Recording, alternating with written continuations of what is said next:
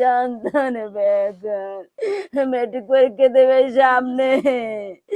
এই ঈদের পরই মেট্রিক পরীক্ষা আরম্ভ। বেলা উঠতে গাড়ি নিয়ে বেরোইয়া তারপর বাকেরগঞ্জের দিক গেছে। বাকেরগঞ্জ আওয়ার পরই এই ঘটনা ঘটছে, অ্যাক্সিডেন্টটা।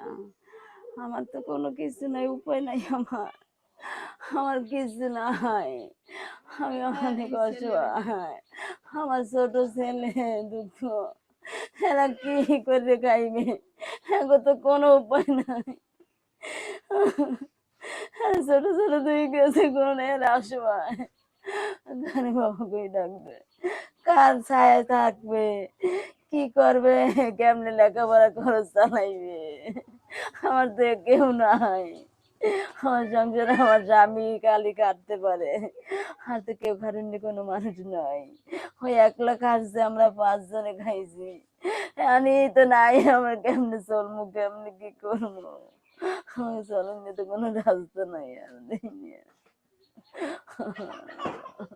আমি আর কিছু করতে পারবো না।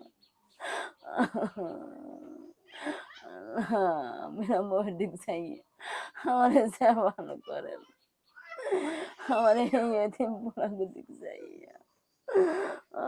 আমার ছোট ছোলা 5-এ পড়ে, আরেক পোলা অসহায় বেকার। আমার বেকার ছেলে, আমার দুই সন্তান বেকার, মেট্রিক পরীক্ষা দেবে সামনে।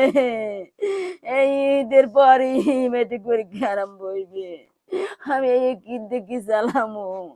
আমার কোনো অসহায় আমি, আমার কোনো নাই, পথ নাই, আমার কোনো পথ নাই।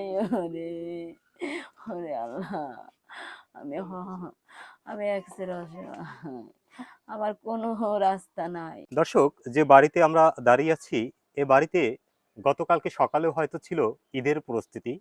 এই যে ছোট্ট সন্তানদের দেখছেন, তাদের জন্য হয়তো তার বাবা স্বপ্ন দেখেছিল ঈদের সময় তার জন্য কি রকমের একটি শার্ট কিনবে, অথবা তার স্ত্রীর জন্য কি রকম একটি শাড়ি কিনবে। কিন্তু এখন এই বাড়ি জুড়ে শুধুই শুনশান নীরবতা, আর ভেতরে কান্নার আওয়াজ। এ এক হৃদয় বিদারক দৃশ্য, যা আপনাদেরকে না দেখে বোঝানো যাবে না। কথায় বলে, যার যায় সেই জানে। বর্তমান সময়ে বাংলাদেশে নতুন এক আতঙ্ক, তা হচ্ছে সড়ক দুর্ঘটনায় মৃত্যু।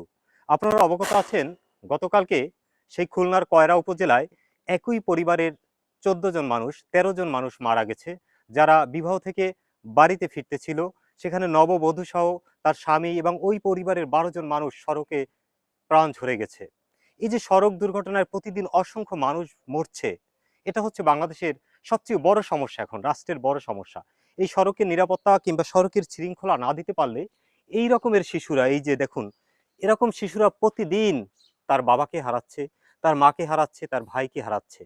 গতকালকে বরিশাল কুয়াকাটা আঞ্চলিক মহাসড়কের লক্ষ্মী পয়সা নামক স্থানে এই যে বাড়িটি দেখছেন, এই বাড়িরই এক লোক, তার বাবা হিরণ গাজী, যাই হোক হিরণ গাজী, সে মারা গেছে। সে ছিল অটোতে, সে একজন অটো চালক। আর এই অটোকে বিপরীত দিক থেকে আসা তরমুজবাহী একটি ট্রাক তাকে চাপা দিলে ঘটনাস্থলেই হয়তো মারা যায়। তাকে প্রথমে বাকেরগঞ্জ উপজেলা স্বাস্থ্য কমপ্লেক্সে নিয়ে যাওয়া হয়, পরবর্তীতে বরিশাল শেরি বাংলা মেডিকেল কলেজ হাসপাতালে নিয়ে যাওয়া হয়, কিন্তু সেখান থেকে তাকে মৃত ঘোষণা করা হয়। আপনারা অবগত আছেন যে বিগত 6 মাসে বরিশাল থেকে আমাদের বিশেষ করে পায়রা সেতু পর্যন্ত, এর মধ্যে কমপক্ষে 15 জন মানুষ এই সড়ক দুর্ঘটনায় নিহত হয়েছে। আর আমার মতো পঙ্গুত্ব বরণ করেছে কমপক্ষে শতাধিক মানুষ। কিন্তু এই সংবাদগুলো গণমাধ্যমে আসে না। অনেকেই আবার মামলা করতে যায় না, কারণ ঝামেলা এড়ানোর জন্য। কিন্তু বর্তমান সরকার এই যে একটা সুবিধা দিয়েছে, যারা সড়ক দুর্ঘটনায় মারা যাবে তাদের জন্য আর্থিক সহায়তা 5 লক্ষ টাকা পর্যন্ত, এই বিষয়টা কিন্তু অনেকে জানে না। তো আজকের এই যে আর্থিক সহায়তা দিচ্ছে, একটা মানুষ মারা গেলে তাকে সামান্য আর্থিক সহযোগিতা দিলে তার সেই মৃত্যু ব্যক্তির যে শূন্যতা, সেটা কি পূরণ হয়? আজকে আমরা এই সংসারে এসে দেখেছি, এরা 3 ভাই বোন এবং তার মা। এই সংসারের সারা জীবনের দায়ভার কে নেবে? কে চালাবে তাদের রুটি রোজগার? কে যোগাবে তাদের মুখের আহার? এ দায়িত্ব কি সরকারের নয়? এ দায়িত্ব কি রাষ্ট্রের নয়? আমরা চাই নিরাপদ সড়ক ব্যবস্থা, যে সড়কে এই রকমের শিশুরা আর কখনো এতিম হবে না। দেখুন, খাটিয়াটা এখানে পড়ে আছে, আর ওই পাশেই তার সেই দুমড়ে মুচড়ে যাওয়া অটো গাড়িটি পড়ে আছে। আমরা তার স্ত্রীর যে কান্না, তার যে বুক ভাঙা আহাজারি, সেটাও শুনেছি। আর এটা শুনে আমরাও মানুষ, আমাদের ভিতরেও কেঁদে উঠেছিল। কিন্তু প্রকৃতি বা নিয়তির খেলা, মহান আল্লাহ যাকে নিয়ে যাবে সেখানে তো আর আমাদের কারো হাত নেই। আল্লাহ এই মৃত্যু ব্যক্তিকে জান্নাতবাসী করুক, আর রাষ্ট্র সচেষ্ট হোক তার সড়কে শৃঙ্খলা ফিরিয়ে আনার, এমনটাই প্রত্যাশা। এস এম পলাশ, বাকেরগঞ্জ।